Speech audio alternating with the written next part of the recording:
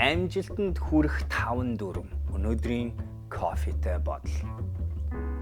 Hey guys, уучлаарай би видеон чи түр завсарлуулаатахыг. Яадгүй гэвэл таад мэдж байгаа.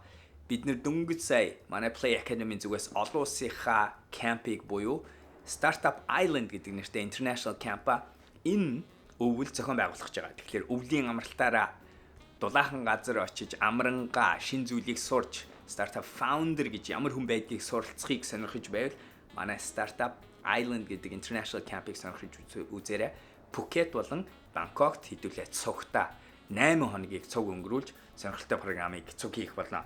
Хэрвээ энэ мэдээллийг энэ програмын тухай мэдээллийг дэлгэрэнгүй авахыг хүсэж байвал 8900 7771 гэдэг утсаар холбогдоорой. 8900 7771. За өнөөдрийн кофетэй бодол дээр бид нэг байнга хардаг зүйлүүд байдаг шүү дээ. Амжилтанд хүрэх 3 арга, 5 арга, 7 арга гэх мэт юм олон юмнуудыг хардаг. Тэгвэл дэрний нэгийг өнөөдөр би бас хуваалцах гэж бодлоо. Миний хуваалцах гэж байгаа нь Randolph-ийн буюу Netflix-ийн үсмэлчдийн нэгнийх нь Randolph-ийн амжилтанд хүрэх дүрмэн дээр ярьсан 6 зүйлээс нь хуваалцъя гэж бодлоо. Эхнийх нь таны шаардсанаас дор хаяж 10%-аар илүү зүйл хийгээрэй гэж байна. Энтэй би 100% санал нийлж байна. Ер нь тэгээд стартапын ертөнцийн ч гэсэн бидний нэг ярьдаг юм тэр тухайн харьцаж байгаа хүнийг гайхшруулах нэг ч гэсэн зүйлийг дандаа хийх хичээгээрэй гэж ярьдаг. Буддизм дээр бидний ярьдаг зүйл чинь энэрэнгүй байдлаар яаж бусдад дандаа туслах вэ гэдэг автомат сэтгүүлтэй хандаж амьдрал өглөөнөөс өдрөөлт оролцох гэж ярьдаг. Тэгээд энтэй адилхан хин нэгэн хүн танаас юм үлээж байгаа нэг жаахан ч гэсэн ахиц 10% гэдэг чинь хийж байгаа ажлын үр дүндээ том зургийг харуул аюу жижигхэн бодож нөгөө талдаа тусах хэмжээс гарах сэтгэл ханамж нь аюу том байдгийг мартаж болохгүй. Номер 2 өөрөө сайн мэдэхгүй зүйлс дээрээ хинт ч хизээч үзэл бодлоо баримт мэтээр танилцуулахгүй байх гэж ярьж байна. Үнэнч байцуур өөрийнхөө чадвар мэдлэг дээрээ үнэнч байж сур битгий тэрийг нуу битгий дүр хэсэг битгий чадахгүй зүйлээ чаддаг юм шиг яар гэсэн зүйл. Humble бай гэж бас санал нийлж байна. Олон мундаг хүмүүсийг харангууд амжилттайнууд нь урт хугацаанд өөрийнхөө эгог барьж чадаж, сониучсан гараа хөтлөгдөж, хүүхчиг сурах хүсэл эрмэлзлээ авч үзэж чадаж, тэгээд амьдралын төлөөх тэмцлийнхаа тэр өсөглөнг авч үлдээж тэхийн тулд хүн humble байдаг юм байлээ. Тэгэхээр энэтэй бас санал нийлж.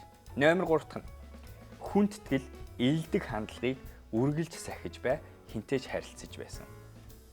Хүндэтгэл болон эерэг хандлагаар бусадтай харьц. Өөр аргаас илүү ямар ч хүнтэй харьцах бусад мянган аргаас хамгийн урт хугацаанд ялж чаддаг нь хинтээ ч илүү тохирдог нь энэ гэдгийг хүн гэдэг амтан мэддэг бас.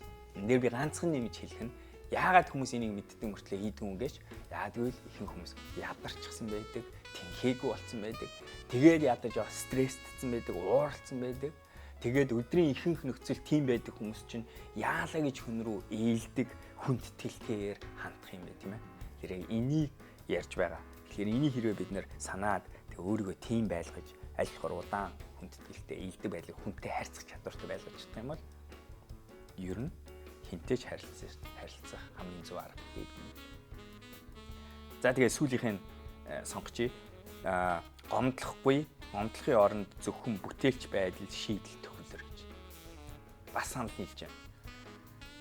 Ихэнх хүмүүс намайг миний хараад байхад амьдралд байгаа би нэг ингээ ямар ч жишээнээс ингээ 10 хүнийг аваад ингээ харахад ер нь хараад байхад миний ингээ харсан 10 хүн болгоно дотор 7-8 нь бол юмыг бүтээдэг биш хөвчлэн гомдолдог нэг болохгүй бүтгүйг нь хардаг. Яг л тэд дотроо буун айдас буун болгоомжлол буун тогтургүй байдал бай болох. Тэгээд энэ дотор 2-3 хүн нь хөвчлэн юмыг болгоё бүтээ өөдрөх талаас нь өсөлтөг талаас нь харж чаддаг юм шиг анзаарэгддэг. Тэгэхээр хэрвээ тэгээд нийгэмд хэн амжилттай явдгийг хэн хэрэгтэй байдгийг хэр мэдээж хэрэг илүү бүтээлч, илүү өөдрөг, илүү юмыг болгоё бүтээе гэд. Яг л үйлдэл чинь итгэл үнэмшлээс эхэлдэг. Итгэл үнэмшил гэдэг чинь тэр хүний дотор өнөдөр тэрийг гомдлох итгэл үнэмшил, бүтгүү гэж ярих итгэл үнэмшлээр бүтэж болно гэдэг итгэл үнэмшил байна уу гэдэг энэ чи харуулж байгаа гэж бодож. За өнөөдрийн кофе бодлоо энэ. Би бас заримдаа бас нэг юм арай өөр төрлийн кофе бодлуудыг ярилцъя гэж бодож байна. Та хэд санал нийлж гэнэ үү? Таалагдж гэнэ, таалагдахгүй бол энэ чи. За тэгээд энэтэй холбоотой би та хэдэд өнөөдөр тавимаар байгаа асуулт нь энэ байна. Та одоо амьдралдаа баримталдаг таны дүрм амжилтын амьдралд сурсан дүрм гэх юм бол ер нь ямар дүрмүүд байна вэ? Нэг бичиж үзээч. Нэг сонирхолтой. Би өөрийнхөө дөнгөж сая бичсэн 40 нас хүрэнгуутаа өөрийнхөө бичсэн 8 зүйл гарч ирсэн байгаа. Би тэрийг бас влог дээр бичсэн байгаа утга утгагүй YouTube сувг дээр тайлбарууд нь орж байна. Та өөрийнхөө бичиж үзээрэй. За өнөөдөр видеог үзсэнд баярлалаа. Анх удаага үзэж байгаа subscribe хийхээ битгий мартаарай. Бид нэр энэ сувг дээр 7 хоног болгон 20-3 ширхэг шинэ видео оруулдаг байгаа шүү. Таалагдсан бол баярлалаа. Тэгээд дараа уулзцгаая. Баяртай байлаар өдрөг байцгаарай.